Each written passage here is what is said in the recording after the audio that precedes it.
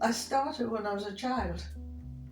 I could sing when I was a child, and I distinctly remember we had a street party during the war or just after the war, and I've been stood on the windowsill to sing an Irish song. I used to love singing. I was in the choir for St Benet's in Sunderland, and I loved every minute there. There was a pantomime on in Sunderland, and there was every year, but I suddenly saw that they were wanting singers, and I went along not expecting to do it, and I sang Climb Every Mountain. He took me on straight away, and he said, you're just what I'm looking for. And then there were 4 of us on the in the group. One was, she belonged to the company that was coming, and she could do dancing, all sorts. So she always took the lead with the singing. And this particular night, she was stood. We always had to stand off stage and sing at some various songs. And this particular night, she unfortunately was standing when one of the black lights crashed down and hit her.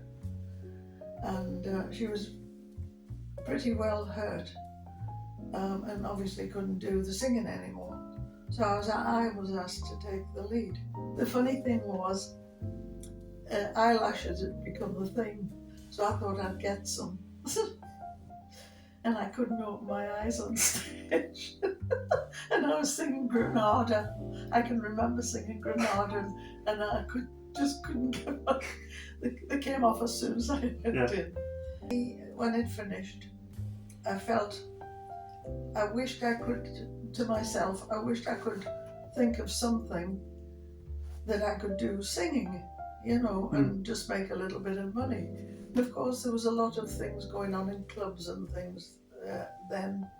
In one of these clubs that I was working, it was April the 13th, and it was Easter weekend. And I went in on the Saturday night, and it was crammed with people. And I thought, oh, jeepers. Through the door, and there was this man sitting just inside the door with this pint of beer. And I walked in, I closed the door, not a word. And I'm walking past him, and I said to him, who's drunk your beer? And he sort of looked up and looked at me. And he said afterwards, I thought, cheeky bugger. So I went up and I thought, well, blow you. If you don't want to talk, you don't want to talk, And then he did talk.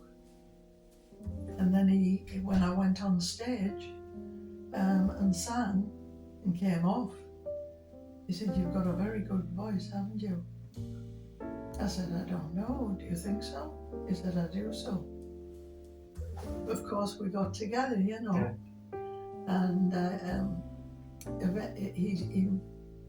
he decided that we could do a double act. And it just flourished from there. It developed itself, and there's a very well-known place. I can't remember what it is now, but this particular night he'd gone on, and he said at the end, he'd done his first bit, and he got terrific applause because he had a lovely voice, your granddad. And he said, I've got my friend, my girlfriend here tonight. And he said, unfortunately, he says she's not on the programme, but if you wanted to sing for you, she'll sing for you. And this is when I sang And This Is My Beloved from Kismet. And they all shouted yes, yes, and it was a huge place. So I went on, and he had the music with him as it happened.